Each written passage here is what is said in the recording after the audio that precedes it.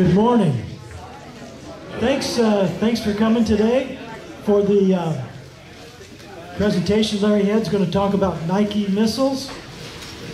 We thank the VFW for hosting again today. I think we're going to be here through the end of the year. But let's take a moment now as we offer a prayer.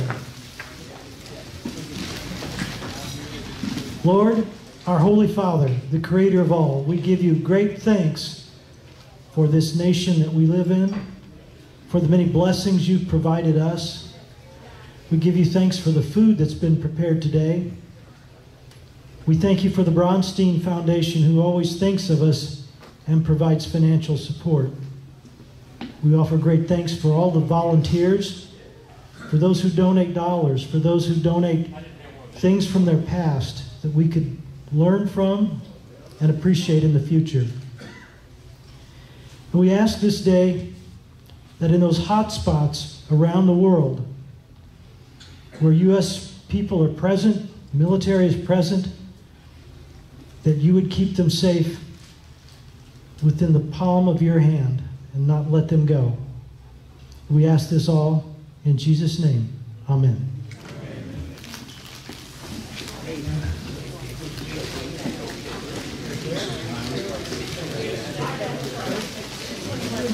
Filming the next one and destroy your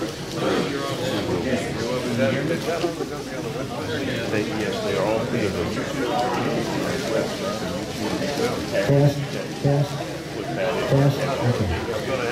I can guess I can stop saying test now. And please join me with a pledge of allegiance.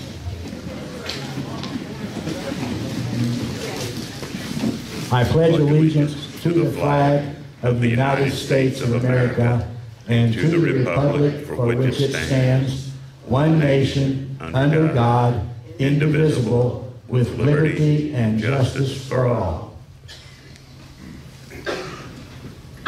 Feel free to join in the national anthem. Oh, say, can you see by the dawn's early light what so proudly we hailed at the twilight's last gleaming, whose broad stripes and bright stars through the perilous fight o'er the ramparts we watched were so gallantly streaming, and the rockets in glare, the bombs bursting in air, gave proof through the night that our flag was still there.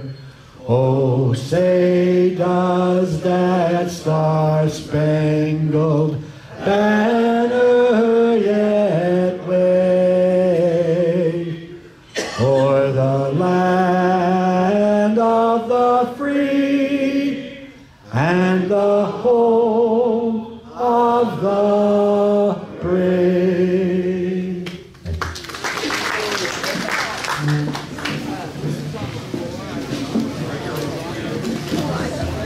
Testing.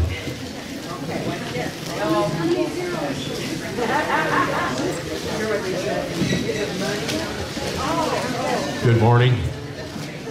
Got a few announcements today. First thing is this Warbird weekend. This is canceled because the Warbird coming from St. Louis is a B-25 and one of the engines wasn't working right, so we'd rather be safe than sorry. So we canceled that. They're not coming over. They canceled 3 weeks ago because of weather.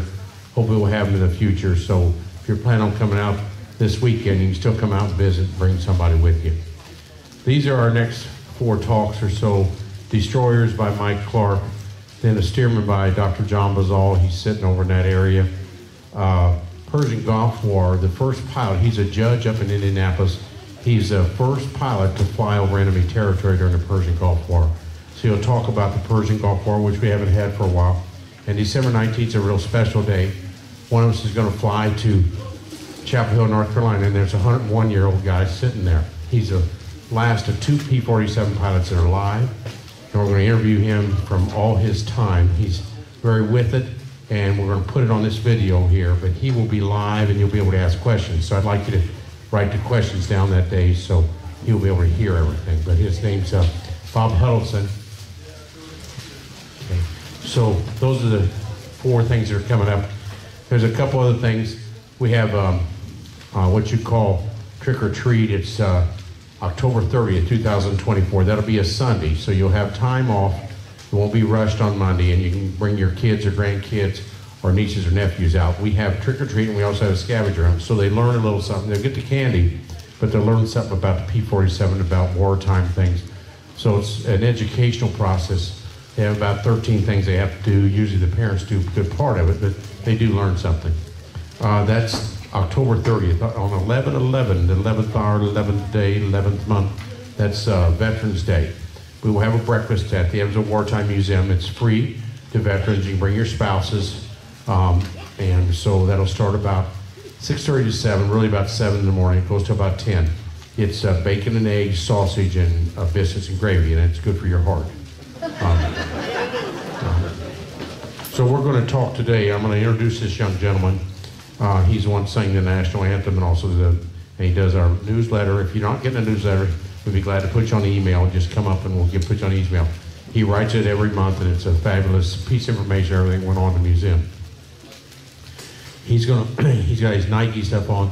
Talk about a little bit of SALT 1, SALT 2, and nuclear things. But I know there's several teachers in here. I know Mr. Grandin's a teacher, but I continue to ask people at the hospital, nurses and personnel there, when did the atom bomb fall? And I quit asking it because I get so depressed. Most of them don't know what country, what year, and what day or anything. And that changed the place of the planet Earth forever. And most people don't know that. Now, Mr. Grandin, if I checked his students, I think they would all know that. But now, not every teacher here, I don't know, taught about atom bomb. But it has changed our life. That's only 80 years ago or so. And we cannot have the wrong person with the wrong, have to be able to push the button. We already experienced Hitler. We experienced the Japanese in World War II. And people can do about anything. And the wrong person on the button will be a problem. So Larry Head has talked about the hump before. That's over, his dad was stationed in the hump over in India and China.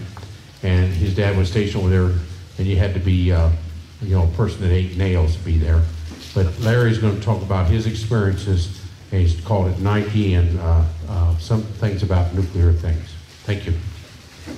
Did I say it right, Larry, or did I mess it up? Got it. I'm on. Yeah, you were close. My name's Larry Head. I was in the Army from 67 to 1970. My MOS was a nuclear weapons electronics maintenance and calibration specialist. And as part of that, I got involved with the Nike Hercules missile system, and that's what we're going to talk about today. All right?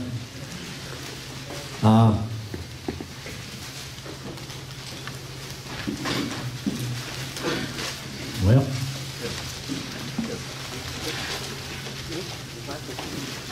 guess I'm going to do it this way.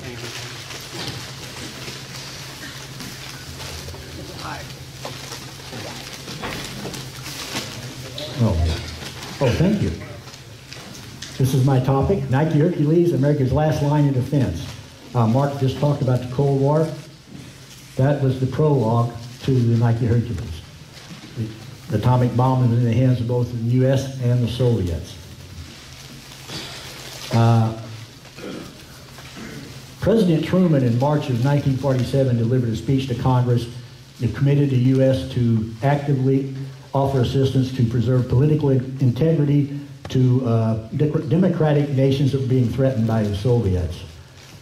He announced that announcement was the beginning of the Cold War. Oops. The Russians were developing bombers that could carry nuclear weapons. Now this is the Tu-14 Bull. At first floor in 1947, that was an exact copy of a B-29. We had landed several B-29s in Soviet territories, they refused to give them back, and they reverse engineered the B-29 to create this aircraft. It went into service in 1949, and that is the same year that the Soviets exploded their first atomic bomb. This is a Tupolev Tu-16 Badger. It was a jet-powered strategic bomber. It demonstrated that the rapid change the Soviets were doing in their technology for their aircraft. This is a Tu-95 Bear intercontinental bomber. It was powered with turboprop engines. Has eight props. Each engine has 2 counter-rotating props. It was capable of reaching every city in the United States. They're still flying them today, and they're routinely intercepted by fighters of us, our allies and ourselves. Okay, how many remember the Cold War? Do you remember kids practicing duck and cover? See signs for fallout shelters on buildings? And some families had their own fallout shelter. Our fallout shelter was our basement. Our shelf-stable foods were kept in a cabinet downstairs and rotated up to the kitchen. When Mom bought moved, went downstairs, that was going to be our fallout shelter. Beginning of the Cold War, the U.S. relied on Army anti-aircraft gun batteries to protect us from aircraft. These were World War II 90-millimeter guns. The 4-gun batteries were manually loaded, but automatically aimed using radar, a data computer, and an M9 gun director. This is the radar and computer up here. This is the gun director. These guns would be aimed by the radar. Oops. Near the end of World War II, the military realized it was no longer going to be able to defend against faster aircraft that were being developed by, like we saw in previous slides. Chief of Ordnance issued a requirement for a new guided missile weapon in 1945. The result would be the Nike Ajax anti-aircraft missile system. The first test firing was in 1946. The Nike Ajax was deployed first in 1954, so it took about 8 years to get from development to being deployed. It was a 2-stage missile that used solid fuel booster and liquid fuel main engine. Ajax was deployed in multiple launcher batteries. Missiles were stored underground and moved to the surface for launch. Each battery could have up to 24 launch sites. Normally they had 12, and the one we show here in this picture has 16 right there. And this yellow arrow right there is showing you the elevator door that comes from the underground magazine. And like I said, it was liquid fuel. The second stage utilized JP4, which is a kerosene type product, mixed with an oxidizer that was red fuming nitric acid. It was very hazardous to handle. You can see these gentlemen are wearing chemical suits. It was gravity fed into the missile. If you mixed the oxidizer and the fuel together, it was constant. I mean, it went combusted immediately. It didn't take anything to start it. You just mixed the two fuels together and immediately could have a firing explosion. I'm not doing my clicker very well here. Okay, there's a delay. Nike Hercules development. In 1953, serious limitations of the Ajax platform were realized. The warhead was not effective against massed bomber formations, and it had a limited range. Bell Labs, Western Electric, and Douglas Aircraft developed the new platform to address those issues. The result was a Nike Hercules missile and major improvements to the radar and guidance systems. The first Nike Hercules test launch to destroy a target was in July of 1958. It utilized a conventional warhead. Comparing the two missiles, Ajax was smaller diameter, and lighter. It was 32 feet 9 inches long. It weighed 2,455 pounds. To compare that, the Nike Hercules was 38 feet 10 inches long and weighed 19,719 pounds. The Ajax could go Mach 2.25. The Hercules could go Mach 3.65. That's 3.65 times the speed of sound, if you don't know what Mach is. Range of the Ajax was about 25 miles, can go 65,000 feet in altitude. The Hercules could range 90 miles, it actually go farther than that. And the ceiling was about 150,000. It could carry a conventional or a nuclear warhead. Nike Hercules, when they developed this, was the final design. So number 1 up there is the transponder control group. Number 2 is the antenna horns. Number 3 is the warhead. It could be a T-45 conventional or a W-31 nuclear warhead. Had an M30 solid fuel sustainer engine. They toyed with using liquid fuel on the Hercules too, but it became a real nightmare because it would take 4 times the engines. That was the Ajax. It was terrible. Had accessory power supplies back behind the missile body and a blast tube that conducted the hot gases from the engine to the exhaust. That's where you see equipment around it, but that tube right there is carrying the hot gas from the jet rocket. This is another view of a Nike Hercules that shows you the section. So number 1 is a forward body section. Number 2 is a warhead section. Number 3 is a missile motor section. Number 4 is the equipment section. Number 5 is actuator section, which steered the missile, operated the vanes. And number 6 over there is the booster cluster. It was actually 4 Ajax boosters. Same booster they used on the Ajax, but 4 of them clustered together to be the booster section for a Nike Hercules. This is a Nike Hercules solid fuel engine. This was a sustainer engine. This was a solid propellant in here. It had this cross section that would make it burn fast. It was hollow where you see black. There's the blast tube and the nozzle throat. This is an actual photograph of an engine that was photographed on a card. So the missile and the booster section would be supported by a launching rail. That's what you see down here. The booster section would just basically gravity fit. They pushed the two together. There was no bolts, latches, or anything that held the two together. This orange line you see here, like it says, is sustainer engine ignition lanyard.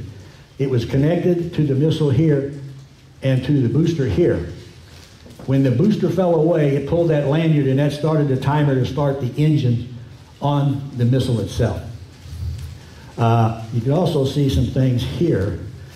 These are elevon locks. They actually locked these surfaces so that when it was in booster mode, the vanes could not move.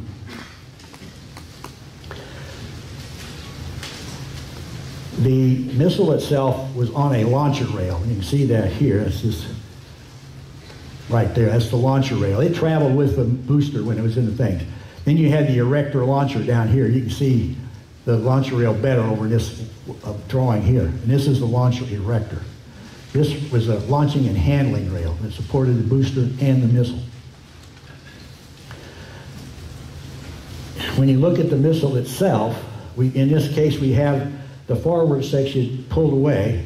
That's the forward body control section. This is where the transponders things were. This is where the warhead went, in that part of the missile. This is a missile handling truck. This ring was 4 pieces. There was a band you could take off the missile and access the point to mount that ring. So the 4 pieces we bolted to the missile.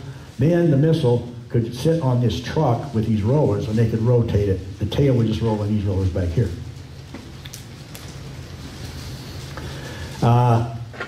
This is the equipment section of the missile. You can see the actuators, and this is the blast tube. This is the actual blast tube from the engine, and it's a sustainer engine, and this is actuators for the hydraulic drive. There's actually a hydraulic accumulator on that that powered it. There was no pump.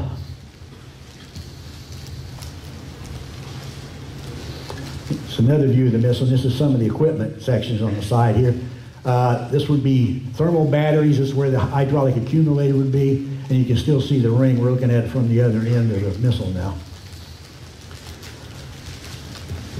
One of the things they had to do with this missile, it was stored underground, but it would go up in, it might be in Alaska, it might be in Florida, it might be in South Desert somewhere. To keep the controls at the right temperatures, you had this umbilical. That's what you see here. They fed air into the missile to maintain temperature in this area at a satisfactory level. You can see that umbilical here when it's out on the launcher.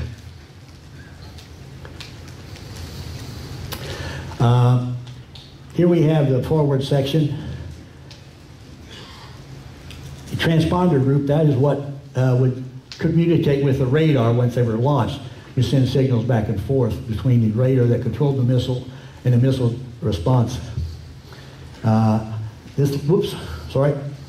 little red thing right there, that sign says that has 4,000 volts of electricity under the cover. You don't want to open that up. And the forward fence had an antenna horn, and you can see it here a little bit, see a little bit better over there. This is an antenna horn. It picked up the radar signals from the ground-based radar, and this is a tube that sensed the velocity. It's like a pitot tube on an aircraft. Here you can see the steering vanes on the aircraft. They were actuators, were controlled by commands transmitted from the ground using those hydraulics we talked about a little bit earlier. This is a section of the missile body. This is where that ignition lanyard bracket, the lanyard would connect. There was a port up here we can't see the other end of it. These are the steering vane locks that kept the vanes from moving. That's an inspection door, and this is the main fin that is in front of the steering vanes. It's another view of the thing. So we're seeing the missile actuator section. You see the rocket thrust motoring. That's what the missile sat into that when it launched. That's what connected it to the booster. Like I said, it just sat in there. And what this gentleman is holding there is the booster section igniter lead. That was the electrical wire that started the solid fuel boosters, ignited them. You had to be careful with that. Static electricity could charge that thing and actually have an accidental booster fire.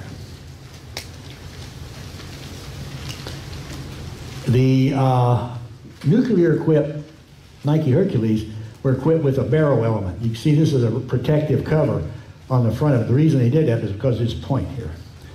In this view, the protector cover is open, and this is the barometric probe. The barometric probe is unique. It actually was meant to measure the pressure. Right here, there are little holes, and I think, as I recall, 4 of them around the perimeter of that. That point is very sharp, needle sharp. The vanes here steer it, so as a missile turns and gets signals, that can pivot out on the front of the missile and make sure that this is always perpendicular to the airstream. They want no velocity pressure in those ports. They only want barometric, static pressure. If that makes sense. You don't want the air pressure from turning to be pushing on those sensing holes. So that's why this gimbal was there, to allow this thing to swivel. The T-45 conventional warhead used on a Nike Hercules was 625 pounds of high explosive. It had 20,000 cubical steel pellets molded around the outside of it, like a fragmentation device. It weighed 1,106 pounds, was detonated by an explosive harness. When it exploded, you had a conical blast of those steel pellets and concussion. There's a dead zone on the back end of the missile block is, so this cone here was a dead zone. This is a W-31 nuclear warhead. Here's your nukes marked. This is a nuclear warhead. Diameter about 30 inches, length about 39.5 inches. It weighed 945 pounds and was transported in a container like this. It's an M409 container. This test set you see here, I actually calibrated those when I was in the Army. That was one of the things that my job did, is calibrate that kind of equipment. This is November 4th of 1962 was the last atmospheric nuclear test that the United States had performed. It was done by a Nike Hercules missile. That was a Nike Hercules warhead.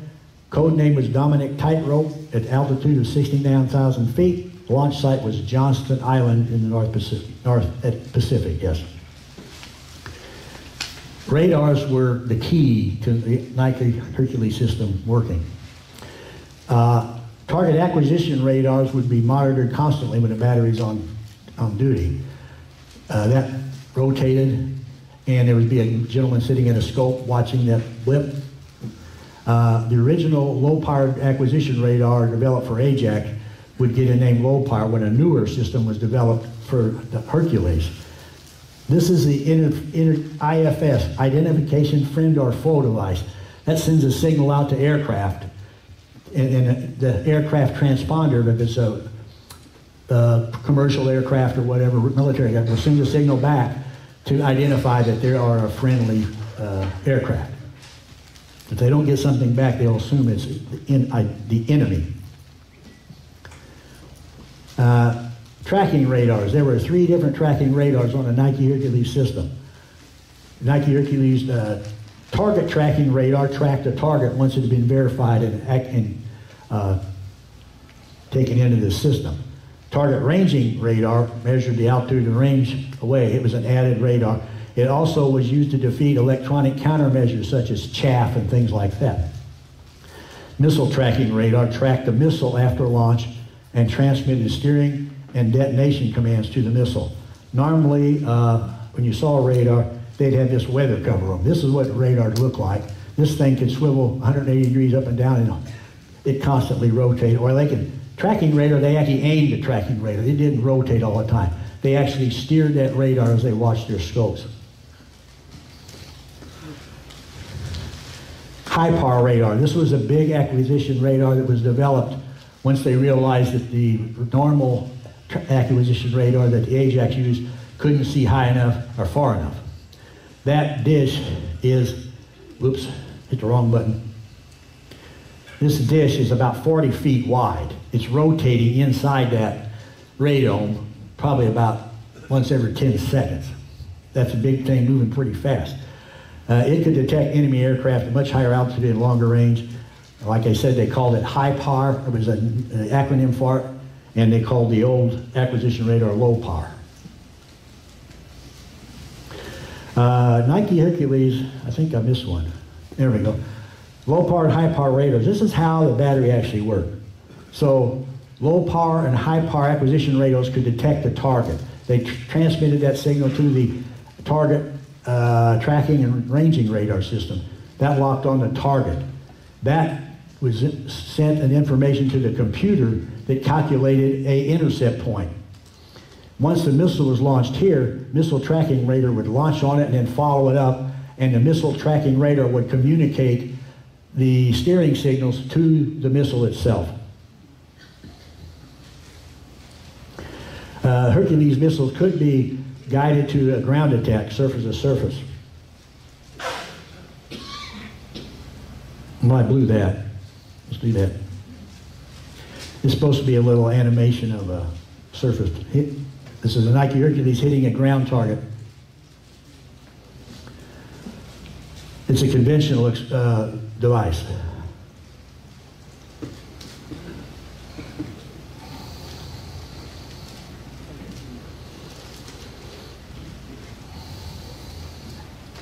They put it ahead of target. They actually hit the exact target they aimed for. Hercules missile could be guided to intercept ballistic missiles. In this case, they used a Army Corporal missile, which is you see on the right side there. This is a Corporal. They launched it and used a Hercules to intercept it. And this is, they actually filmed the detonation here.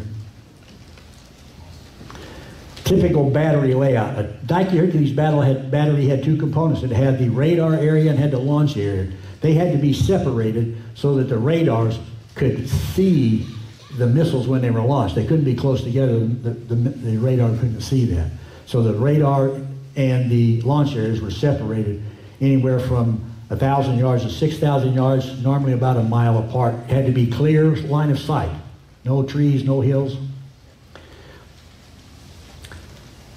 This is a typical integrated fire control area. So you see the radars, high power, low power. This is target tracking radar, target ranging radar, missile tracking radar. These are generator buildings. The site would be using local power until they went on alert. At that time, they disconnected local power, started their own generators. That way, in case something happened to the local power plant, they still had power to run the site. And down here, you see BCT, RCT. This is a the battery command trailer. And this is the radar command trailer. These sites were originally meant to be mobile, so all the equipment was built into trailers. They never changed that. They just would mount the trailers on ground and use them like a building. Here's a closer view of it. This is the battery control trailer, radar control trailer, and this is the interconnect. They call it a corridor building that connected the two, and sometimes there were electronics repair facilities in there and things like that. The battery control trailer would have these things. This is an area plotting board. Over here on this is the acquisition radar operator, be number 7. This would be the battery command officer. This would be the computer operator, and this would be the switchboard operator, communications operator. The batteries, like I said, were on trailers because originally Nike Hercules was designed to be a mobile system. So this is a mobile radar, and this is a mobile launcher on a Goer vehicle. They call it Goer, G-O-E-R. The Army used that for various things. This is the inside of a battery control trailer. It's kind of cramped in there. You can see the crew up here working. This would be the battery control officer right here. This is the acquisition radar operator. This is the computer operator. And this sergeant back here would normally have a device in his hand that used to defeat jamming. This is the horizontal plotter and the vertical plotter. This plotter plotted the direction of the target and the missile. This would be the target pin, this would be the missile pin once it was launched. Before it was launched, it would just be pointing to the predicted point of interception. This was a horizontal plotter. It plotted the altitude. Vertical plotter, it plotted the altitudes of the two, the target and the missile once they were fired. This is the radar control trailer and the target tracking console. This is the target tracking console itself. They had 3 different things they had to track: azimuth, range, and altitude. This is the missile tracking radar. It's operated by a single operator. This is what the electronics, typical electronics of the time, remember they were designed in the late 50s. So this was a circuit board, whoops, I keep doing that. This was a circuit board inside a Nike Hercules missile, and this would be one of the electronic sections in a control trailer. There were vacuum tubes and things like that in there, not transistors. This is a typical launch area. So you had entrance gate up at the top, you had a ready building, that's where the crew could wait while they were waiting for activity on breaks and things if they weren't on 24-hour status. Then they would be at their stations. We'll talk about a dog kennel after a while. This is a missile assembly building. That's where they would assemble the booster and the missile itself together. This is the warhead building where they actually would sit the warhead in. These are generator buildings. We talked about generators before. This is a launcher gate area. This area was secure area. This is launcher section A. There are 4 missiles per launcher, A, B, and C. Right here you see a Nike Hercules up on the launcher rail. You have an inner fence and an outer security fence. This is the Nike Hercules launch area. Originally this was in a trailer, this equipment here, but most of them were underground with the battery where the magazines were. There were rooms for the crew to operate. This is what it looked like. So they could operate, this could control 4 missiles and tell what their status was, each one of these, and each one of these is for a different section, A, B, C, and D. And this is manual controls here to do a manual launch. This is what a magazine looked like. It was underground, so you had an elevator door that comes up from the ground. You had a launcher rail above surface. Missiles is where they launch from. You had a storage magazine underneath, had a rail on it.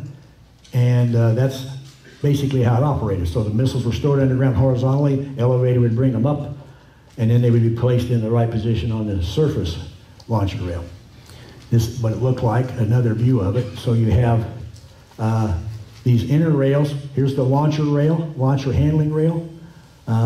This is where the crew could operate, I said underground in a safe place. When you take it up through the elevator, you go on this rail, you have 8 launchers. 3 are on the surface, 1 of them rides the elevator. This is a launcher control indicator that can tell them what the condition is of every launcher they got up on the surface. You have another launcher control indicators down below. Here's an escape hatch. I went to a battery one time with a sergeant. We were supposed to make a measurement or something. And there's a stairway to this complex underground there. But he decided we're going to go down that escape hatch. I'm carrying a meter in one hand. So we open the hatch and I start down the hatch. There's not a ladder with side rails. The rungs were like staples put in the concrete.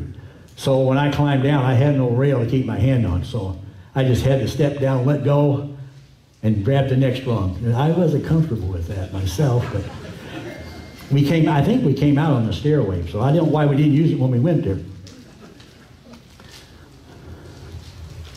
This is a typical Nike deployment on the surface, and you'll notice that red area. There's 4 missiles up here, all on their elevators. This red line is the elevator. This is a launcher erector. The 3 missile launcher erectors are mounted above ground, like I said. One of them rides the elevator. And those red arrows are pointing to the transport rails. You see those rails, we slide the missile around. Well, the launch erector fits within those rails and matches those rails so they can slide the missiles right on across them. I don't know if that makes sense or not. This is the launch area. Here are the rails, the red arrows again. That's the rails we were talking about that they slide the missiles on, move them from position to position. This is a missile stored in the magazine underground. This is what the magazine looked like. This is another version of the launch control indicator. The yellow is the umbilical. We talked about feeding air to the missile. That's the umbilical. The blue is pointing to the launcher handling rail that moves. And the red is again pointing to our rails. And this was done at a museum, a site that operates as a museum, so they have civilians down there. But they are physically sliding. That blue arrow shows they're physically moving the missile along the rails. That was always done with manpower. It was always soldiers pushing those missiles back and forth on the rails. There's nothing powered about that. This is the launch elevator doors looking up. You can see there's a missile here. These are the doors opening that are going to take us to the surface. We talked about that barrel element. You can see one hanging right here on the end of this missile. This missile is getting ready to be raised. It'll come up through the elevator doors to the surface. There's a soldier waiting for it to come all the way up. Now it's at the surface. Crew can move it around. And this little place here, we're showing this enlarged area, shows you these rollers are what are on the missile tracking rail. It's missile tracking rail, and that's what we're all on these positioning rails. Those rollers are on the launching handling rail. Stay with the missile and the booster. Here we have a normal complement of missiles up on the surface. Now I'm going to read something here. This is Blazing Sky was an alert designation for a missile battery to go to battle stations. A suspected attack has been indicated and commands have been transmitted by the Army Air Defense Command Post. That's ADCAP. Nike Hercules missile batteries were part of a missile battalion that received orders from their ADCAP. ADCAP was connected to NORAD and the Air Force Semi-Automatic Ground Environment, SAGE. SAGE received intelligence from the Canadian DEW line. That's what this is. There were other radar lines all across top of Canada. This is a DEW line site. Here we go. We're going to experience a drill, or not a drill, an attack. At time 0, a VHF radio message arrives raising the alert status with the words blazing skies. This is not a drill. Various sirens and horns are activated. Blazing skies is a code word for aggressor engagement. The troops hurry to assigned stations and start equipment. It may have been off. The backup generators are started. The launcher and radar areas are transferred to these. There is time to recheck daily checks and alignment. All looks good. In the launcher area, missiles are being moved to launchers from underground. The acquisition radars are energized and the planned position indicator radar suite goes around. That's this here. The battery commander requests status of all stations. Report ready. Areas ready control. The captain inserts a fire key into the safety lock, permitting a missile launch. The captain sets the site status to red. There are reports of fighter planes actions out of range of the radar. The acquisition radar operators see planes with friendly IFF indications flying toward the battle. Area control starts warning of approaching enemy aircraft. 2 aircraft without friendly IFF symbols are seen at the most distant range of site acquisition radars. These are assigned track names Track 2 and Track 3 by Area Control. Area Control assigns Track 2 to this battery. Track 3 is assigned to another battery. Launch control officer selects the missile for launching. The missile tracking radar locks onto it. Usually the launch control officer selects the missile on the elevator if it's ready. When fired, this launcher can quickly be reloaded by lowering, reloading, and raising the elevator. This permits a high rate of fire for all the missiles. Suddenly, the predicted point of intercept radar scope bursts with bright streaks. The Track 2 is hidden in one of them. A hurried toggling of anti-jamming switches shows hints of Track 2 in the now dimmer streaks. The battery commander assigns Track 2 to target radar. Target tracking is assigned. Target tracking radar is locked onto Track 2, the proper lights. Target tracking radar operators report using aided manual because of some jamming in their radar scopes. The computer operator reports computer settled, and the plotting boards and meters show target position, altitude, and ground speed, where the missile would intercept the target if launched now, and the target continues this speed and direction. The time necessary for the missile to fly to this predicted point of intercept. At present, the predicted point of intercept is just out of effective missile range. As the target is going fast, Mach 1.7, the predicted intercept point is far ahead of the target. The battery commander waits for the PPI is in range. Sorry, I abbreviated that. Feels sure that the lack of IFFs means the plane is really the enemy, not a friendly with an equipment fault. Verifies that the target is not any strategic air command safe corridor and not at a safe altitude, and feels reasonably confident the plane will not turn around, wasting a Nike shot. Fire. The captain has lifted the red switch cover and operated a fire switch. The missile is launched. No sound is heard in the battery control van. The missile will be boosted straight up for 3.4 seconds, gaining speed rapidly. The target is currently 61 miles away and 6.2 miles high. Predicted point of intercept is 41 miles away. Predicted time to intercept is 65 seconds. The plotted pin has tracking the predicted point of intercept now tracks the missile. All this that I've just read happened in 5 seconds. We're 5 seconds in. The missile is 2 miles high, going about straight up, flying at Mach 2.6. The booster has dropped off. The sustainer rocket motor will start in a few seconds. It has turned its bottom toward the predicted intercept point. The computer commands the missile to start diving toward the predicted point of intercept. In the launcher area, the missile elevator is being lowered for reloading. As the target gets closer, we see it better on our radar as our radars burn through jamming. We're now 10 seconds out from the initial contact. The missile is 4.4 miles high, 1.3 miles downrange, flying at Mach 2.5. The computer, using missile tracking information, sends steering commands to the missile. The sustainer rocket motor starts up and will burn for about 30 seconds. We are now 20 seconds into our mission. The missile is flying at Mach 3.5 toward the predicted point of intercept. It's about 7.3 miles high and 6.3 miles downrange from the loft. We are now 30 seconds into our mission. The missile is flying at Mach 3.75 toward the predicted point of intercept. It's about 8.5 miles high, 12 miles downrange from the launcher. Missile sustainer rocket motor has just run out of fuel. The missile is coasting. 50 seconds into the mission. The missile is flying at Mach 3.25 toward the predicted point of intercept, about 7.7 miles high and 28.5 miles from the launcher, about 16 miles from Track 2. The target and missile are approaching head-on. Missile is coasting. 60 seconds into our mission, the missile is flying at Mach 3.25 toward the predicted point of intercept. It's now 6.7 miles high and 36.6 miles from the launcher, about 4.9 miles from Track 2. The target and missile are approaching head-on. Missile is coasting. 1 minute, 4.6 seconds into the mission, the missile and target are both 41.15 miles from the launcher, 6.2 miles high. The missile explodes slightly above and 30 feet in front of the target. Explosion and metal fragments turn Track 2 into unflyable wreck, and a wing comes off. 1 minute and 10 seconds into the mission, missile tracking radar is locked onto the next missile. Elevator missile launcher is not yet reloaded, so a side launcher has been selected. The ground speed of track 2 drops to almost 0. Battery commander assigns track 5 to the target tracking radar. Another target, another launch. 75 seconds into our mission, missile tracking radar is locked onto the next mission. Target missile. Target tracking radar is locked onto the new target, track 5.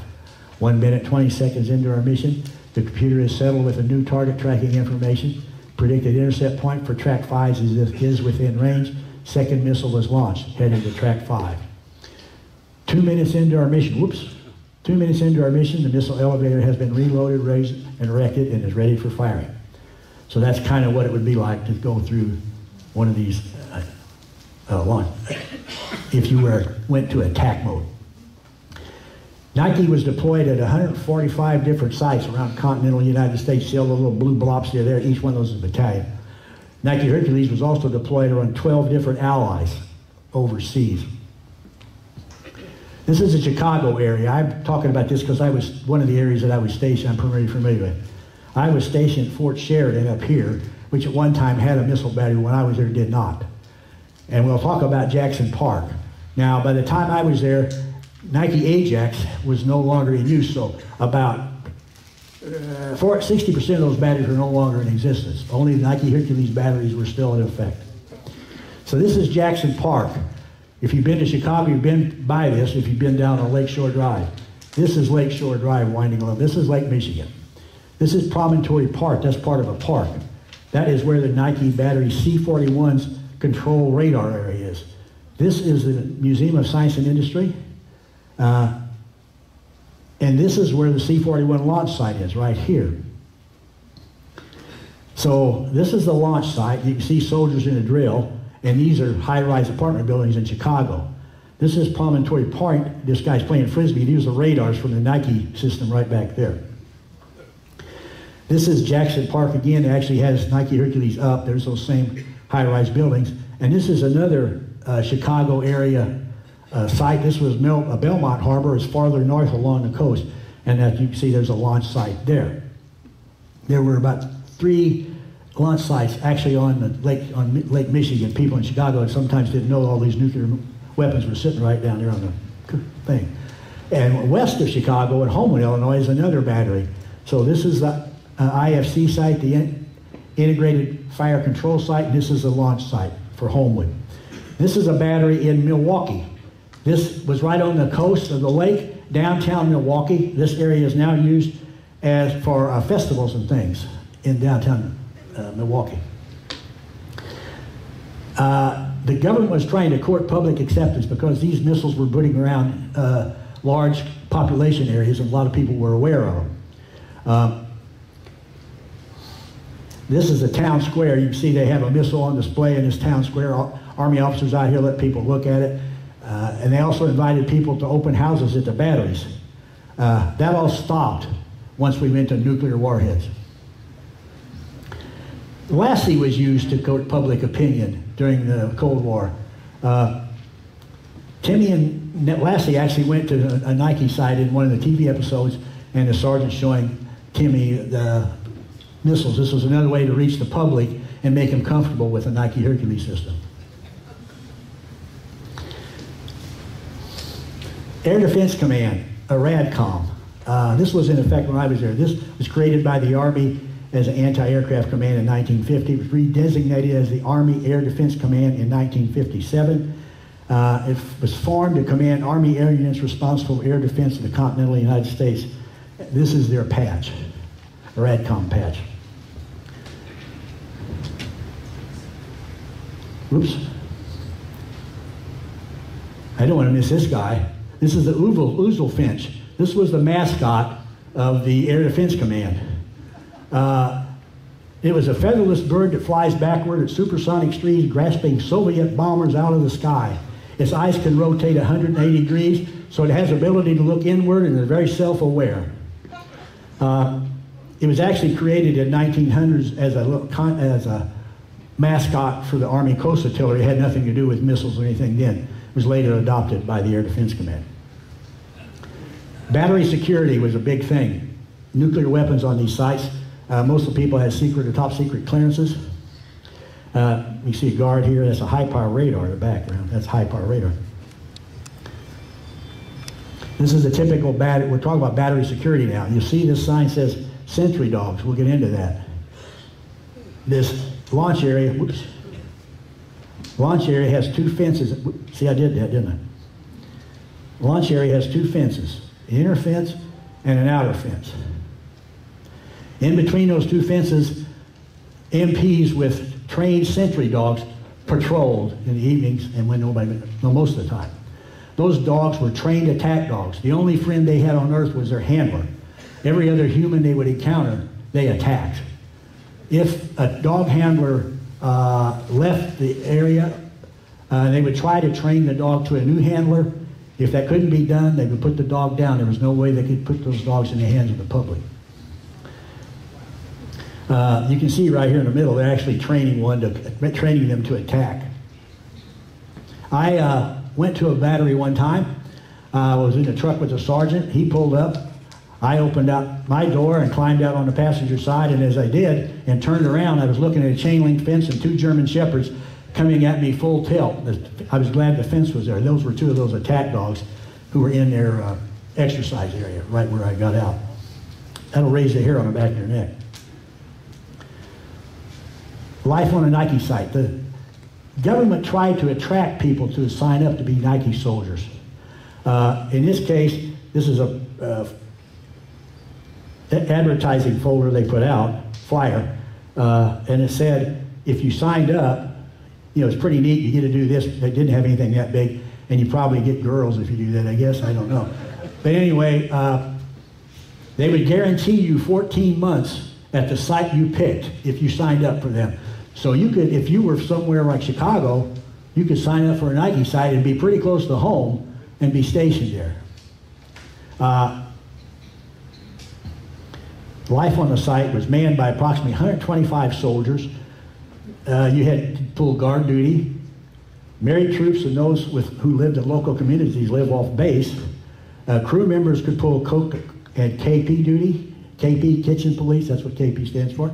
In the mess hall, weeds had to be mowed, snow had to be removed. The site did have a basketball court for recreation.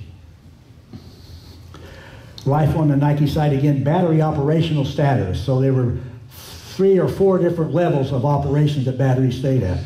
You had operating, a hot battery was operating 24/7. People had all the scopes all the time, rotating crews. Nobody left the site when they were on hot battery status. Cold battery, you had to be able to launch in 30 minutes. Personnel had to remain within 30 minutes of the site. I read a comment a guy read that he went somewhere to do something, and he went to a movie theater, and he thought he wasn't going to get him. And they actually, you had to give them a telephone number where you were going when you left the site. So while he was watching the movie, they stopped the film and called his name out over the PA in the theater. Then he needed to go back to base. Cold battery was, like I said, launched in 30 minutes. Down battery would take 2 hours. There was probably usually a 4th battery was in intense maintenance. They weren't going to be ready for hours and hours.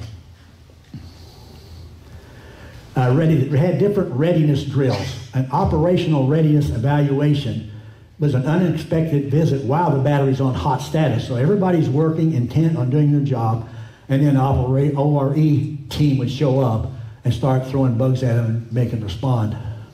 Make sure they knew what they were doing. SNAP was a short notice annual practice. They went to McGregor Range in the White Sands Proving Grounds and actually they would actually fire missiles. So they would come to a battery, give them a few days notice, and then a team would have to pack up and go to White Sands and actually fire missiles. So every battery did get to fire missiles every year. TPI was a technical proficiency inspection. The unit had to pass that to become nuclear qualified. While I was stationed at Fort Sheridan, I had to stand a technical proficiency inspection as being a nuclear ordnance unit. I didn't operate on a battery, I operated as ordnance. We were outside that, we were all regular Army. But they brought a team in that was made up of Navy, Army, and Air Force officers. I remember that they told me to run a certain test. I got equipment out to run the test. In the middle of the test, this Air Force colonel says, "What if you read this voltage?" Now you have to decide how to respond. If that's wrong, what do? You can never fail by saying, "Sir, I will refer to the manual." We talk about life on a Nike site. This is the radar site. You can see it has the radars. This would be an IFC, Integrated Fire Control Site. So here you see the radars. Here's the generator building. You see we got a basketball court, mess hall, admin building, and barracks. Really grandiose accommodations here. Concrete block buildings with metal roofs. And these were at a site that's probably been abandoned for a while, but that's what they look like. This was an admin building. This is a mess hall. You see the picnic table there. This is the barracks, and this is what the barracks look like inside. Although that looks better than most of the barracks I stayed in when I was in the Army. Almost all the barracks I were in were old World War II wood barracks. When I was in school, I was in a really nice barracks in New Mexico. These are some of the hazards you could run into. I don't know if maybe I will read this list. Being crushed to death, electrocution, attacked by a loose sentry dog, falling into an open pit, ignition of a booster by static electricity, exposure to toxic fumes and chemicals, red fuming nitric acid, asbestos, caked ice on radar tower ladders and platforms, cold metal sticking to your hands. I like this one, liver and onions. Electric shocks, radiation exposure, high pressure hydraulic lines bursting, and the danger of radiating antenna. Remember that one big antenna moving goes around about every 10 seconds. If you got in there with it, you'd have to run, not to be, body parts being sucked into cooling fans, and finding a nuclear Nike Hercules warhead armed itself after a power surge. We talk about SALT talks, Strategic Arms Limitation Treaty. The concerns were first voiced by President Johnson in, I don't remember what year that was, but over the Soviet buildup of ABMs as anti-ballistic missiles. That's also what a Nike Hercules is, an anti-ballistic missile. LBJ started preliminary talks with Soviet Premier Alexei Kosygin in 1967. President Richard Nixon continued the talks with Leonid Brezhnev in 1969 in Helsinki. I went before a board to become an E5, and they asked me if I knew what was going on in Helsinki. I said, no. They said, well, it has something to do with your job, you know. And Nixon signed the ABM Treaty and interim SALT talk in May of 1972. SALT I treaty did not limit the increasing nuclear threat capability to use MIRVs, multiple independently targeted reentry vehicles. That's when one missile can release multiple warheads from one missile. SALT talks on SALT II started between Gerald Ford and Brezhnev in 1973. President Jimmy Carter and Soviet Premier Brezhnev signed SALT II treaty in 1979 in Vienna. But due to Soviet noncompliance and the invasion of Afghanistan, Carter asked the U.S. Senate not to consider SALT II for ratification. These are U.S. Army Cold War nuclear missiles. We talked about Nike Hercules. Mark said something about I need to talk about more nuclear stuff, I think, so that's what this is for. Davy Crockett was the first nuclear, it's not a missile really, it's a recoilless rifle with this nuclear warhead stuck on the end of it, and there's a cylinder in there that propels that. This is the Honest John. That was a self-propelled nuclear armed missile. This was a Little John. It was towed. It was a little bit smaller than that. This is a Corporal. It's on a vehicle, can be fired as a mobile unit. That was a pretty powerful missile. This is a Sergeant, getting a lot more powerful. These were in Europe. Sergeants were in Europe, as were Pershings. Pershings were huge missiles. They were on large mobile trailers that could draw. There's pictures of them driving through German cities with these things. They were mobile. This was part of NATO. We worked with the Germans to defend them against the Soviets with these missiles. This missile is a Spartan, and this is a Sprint. The two of them together were put into a system called Safeguard that was supposed to protect our missiles in North Dakota and places like that where we had silos. They were in place for 1 month. It sort of said it pulled the power on them, and that's it. They served for 1 month. And they were never employed more than one site. Now I'm talking about my personal involvement a little bit, if that's interesting enough, I don't know. After I got out of basic training, which I barely got through, because I was a marshmallow when I went into basic training, I had to do extra PT, and somebody stood outside and said he didn't get potatoes when I went in. Anyway, at Redstone Arsenal, when I was there, you see Werner von Braun was there. I saw him drive by in a staff car while I was at Redstone Arsenal. They were testing the moon rocket Saturn V's while I was there. That would shake the ground in the barracks when they fired those. We lived in these Quonset huts, barracks, which looked like half a beer can in the ground, buried in the ground. And while I was there, I got involved in riot control training. When Martin Luther King was assassinated, we were on call to go to Memphis, and some of us actually went to Memphis to fight riots. I didn't have to go. Personal involvement. This is Sandia Base, Albuquerque, New Mexico. This is where I got my training to be a nuclear soldier. That's got my name on it. That's the Defense Atomic Support Agency there. There's my name down here somewhere. This is the patch for a Defense Atomic Support Agency. For a while they wore those. Can you imagine getting on an airplane with that sewed on your uniform? Of course, in New Mexico, you got to worry about tumbleweed. We'd have to go out and police tumbleweed up off of the parade ground sometimes. In Sandia, they have a tramway that goes from Albuquerque up to 10,000 feet to Sandia Peak. This is Sandia Base, and this is me and the world's worst rock and roll band. We called ourselves, but we had these stickers we got for nuclear waste. They said contaminated waste. That became the name of the band. We had stuck on our backs, drums. This is Fort Riley, Kansas. I was in the 823rd Ordnance. That's the most I ever looked like a soldier right there. At Fort Riley, we were in the 823rd Ordnance Company. We didn't know why we were there. They never told us what our mission was. We took shots for like typhus, cholera, plague, typhoid, stuff like that. They told us we all had an M14 in the armory and go get our steel pots and web gear, put them on the locker. We were all electronics guys, warhead mechanics, forklift drivers. None of us were infantry trained, just basic training.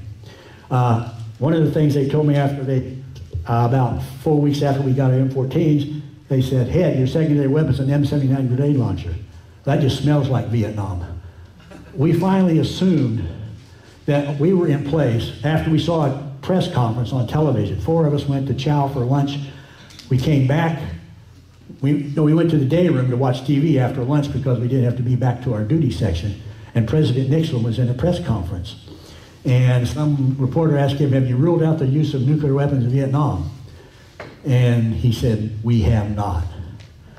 Then we realized probably what we were doing. We were a mobile nuclear weapons depot company. Everything we had was on wheels. We even had trucks that would zip together to form a warhead maintenance facility, mobile, and it has self-contained breathing apparatus and a hydraulic lift to bring warheads inside. Inside it was like working in a submarine.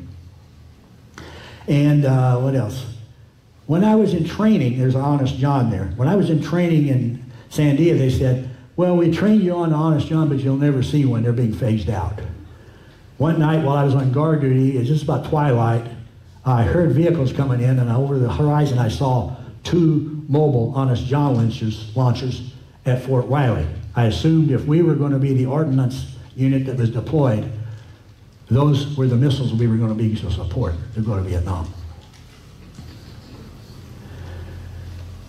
This is at Fort Sheridan in Chicago, Illinois. I spent some time there. This is a photograph I took myself of a Nike Hercules sitting outside our missile assembly building at Fort Sheridan on a trailer in the snow in Chicago, of course. This is what Fort Sheridan looks like. This tower, and this were the offices. That's all a big condo thing now. They've closed Fort Sheridan down, but they saved that as a big condo facility. This is my workstation. That's where I worked. This is John Packett. This is Norman Smith. I can't remember his name. But anyway, that was where I worked at Fort Sheridan. And that guy's name's Ron Cleveland. This is a Nike launcher erector being maintained and have work done in the facility there. That's all I've got. Thanks everybody for attending and pay attention.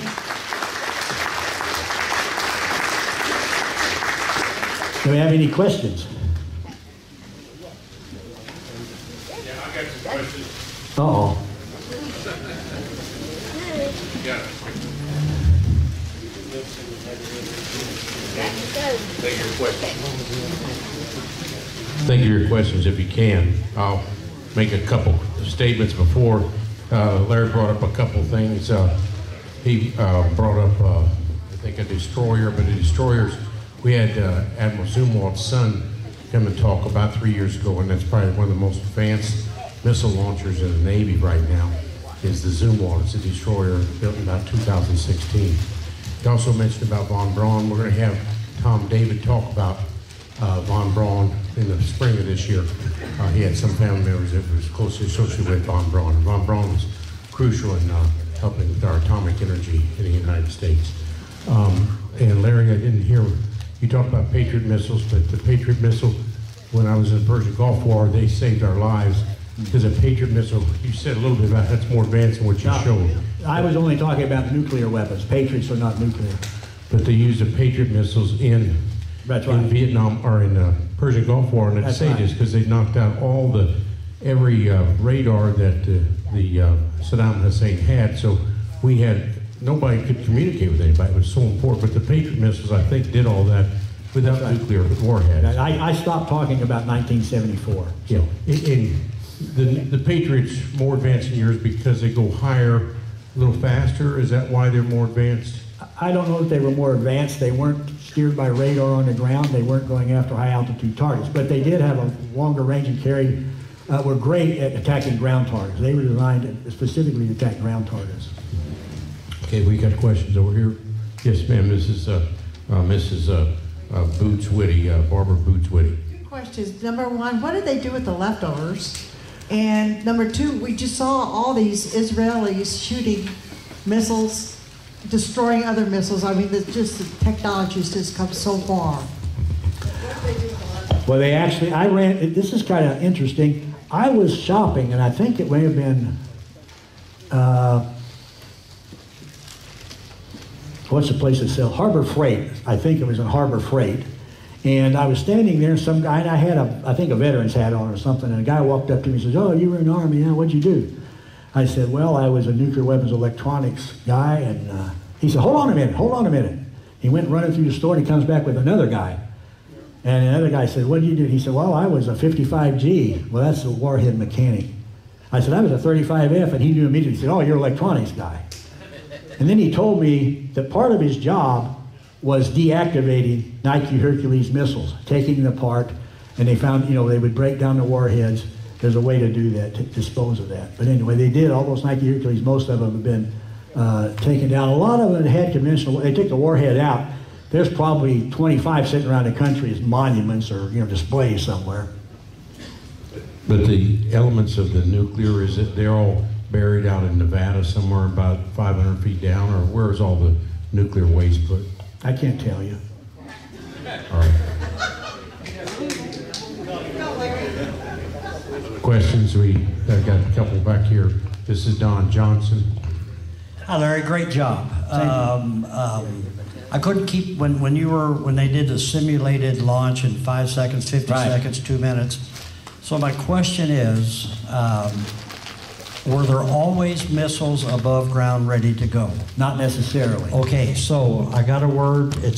Now it's 0. So how long did it take to get it from up and ready and go? Well, they may have had some up, but on the launcher at the time, depending on their status. But to get a missile up there was just maybe 30 seconds. Oh, really? The launcher could take it up, then they shove it down to the launcher section. Now, if they launch it right off the elevator door, all they got to do is put one on there, raise the elevator, and it's ready to launch. Okay, thank you. Yeah.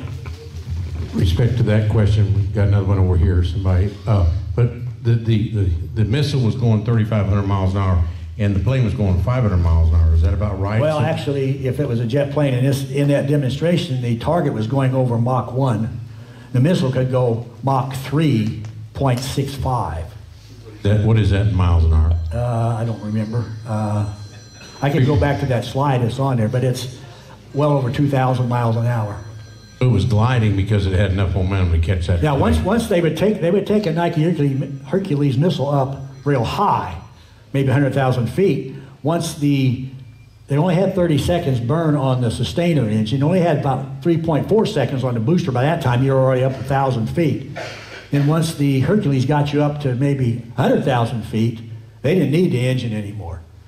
Now they just coasted down to where the target was. Why did that have its explosive go outside the plane about 100 feet or so? Why didn't it hit the plane itself? Well, a Nike Hercules nuclear round only had to be within 30 feet of the plane and blow it apart, just because it was nuclear. If it was a conventional round, they had to get really close. And that's why the old Ajax was outmoded. It had to get close, and it could only take out one plane at a time. What was the actual nuclear material in these nuclear weapons? Yes. Wait a minute, she got to repeat. Nobody can hear her. Okay. Sorry. What was the actual nuclear material? What's the actual nuclear material in nuclear weapons? I don't know, and I'm not sure I should talk about it if I did. But anyway, it was nuclear material. The Nike Hercules warhead was basically an implosion device. So it was nuclear material surrounded by high explosive material. The high explosive compressed the nuclear material, and then you would get a nuclear explosion. I was saying, thinking back to Hiroshima and Nagasaki, I think implosion would have been the plutonium. Yeah, I can't tell you exactly what isotopes was used in those warheads like the W-31. I could probably look it up somewhere, but maybe. I went to a lecture one time, I don't know if it was true or not, but they said that the big boy and little boy were about 9 and 10% efficient. So think if they were 100% efficient, they were not efficient bombs. So, 100,000, 80,000 people. A Nike Hercules warhead was probably 20 times one of those, 20 kilotons.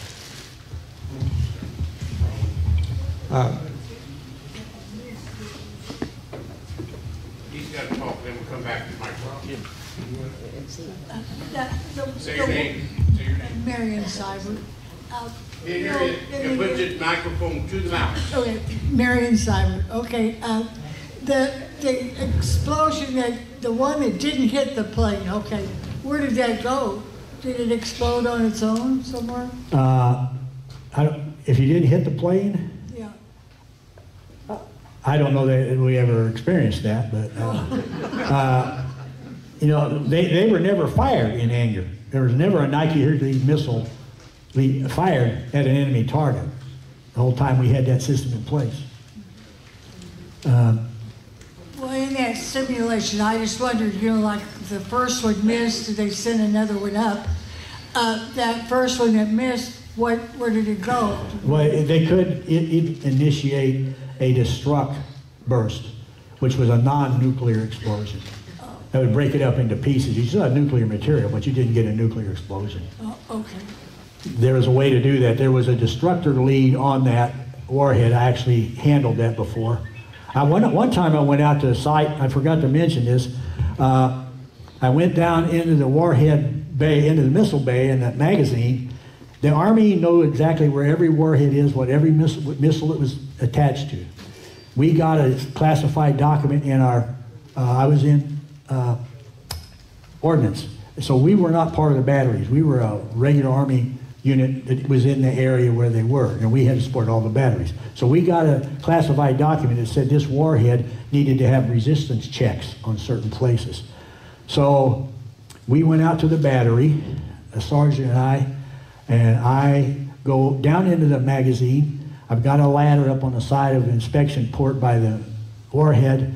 We opened that up. I disconnected the cable from the warhead, pulled it out so I could see the pins on the jack where that would plug in. And then the sergeant told me I needed to read the resistance between I to J, although I wasn't sure whether he said I to J or I to K. And I asked him, as I'm standing there with my probes almost into the jack on that warhead, I said, did you say I to J or I to K? And he told me what it was. And there was an artilleryman standing next to me, and he said, you're measuring resistance. Doesn't that put voltage into the warhead? Which is how a resistance works. You measure the voltage drop. I said, yes. He said, what if you hit the wrong pin? I said, I don't know. Thank you, Larry. My name is Mike Williams. Good presentation. Can you tell us about how many Nike sites there were in the U.S.? There were about 145 sites in the U.S. Now, some of them had multiple sites, but about 145 batteries in the United States. There were a few in Alaska, and there are multiple overseas. I showed a slide with motorized equipment. So in Europe, Nikes were they were motorized. They weren't static like we were here in the States. They actually could move those batteries. The radars were on trailers, the missiles on goers, and that's because they had to move them from site to site, keep the Soviets from knowing where they were, and be ready to respond. The Dutch and Finnish and other troops actually worked in West Germany with us using our Nike technology. We moved into southeastern Indiana in 1959. There was 2 Nike missile bases about 30 miles from Cincinnati, right in the corner of Indiana. Right. The word was that was protection around Cincinnati. Is that the way they did that? That's right. So the Cincinnati-Akron area had batteries protecting that. There were batteries around St. Louis, batteries around Chicago. I have to go back to that slide, but there were batteries certain in Detroit. I remember I went up to Detroit one time, TDY from Chicago, to do calibration for batteries that were around Detroit. And I also didn't show a slide. After I left Fort Sheridan in Illinois, I was stationed in the Twin Cities, Minneapolis, St. Paul. There were 4 batteries around Minneapolis, St. Paul that I did go work on those batteries, support those batteries too. When they decommissioned these sites, they were sold back to the public, and one of them, the silos, were made into an underground house that was really pretty sharp. I think it's sold again not too long ago. Yeah. Thank you, Larry. Thank you. A lot of those sites some of them are just sitting around decaying, and they've been, all the stuff was taken out of them.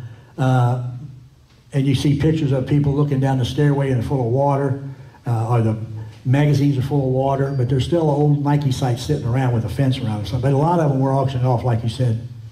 So some literature has that these are only 70% to 80% efficient. So after you shot that first shot, were you ready for a second and third shot?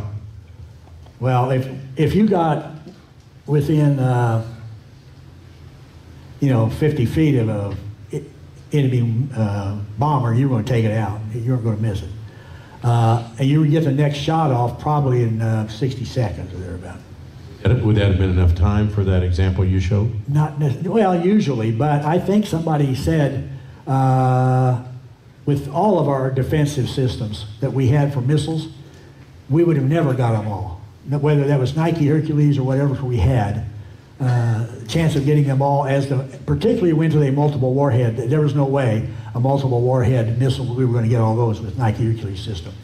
You didn't talk about radar jammers. Didn't they get jammed a lot? Well, they used chaff, and they tried to use electronic jamming. I did talk about electronic countermeasures.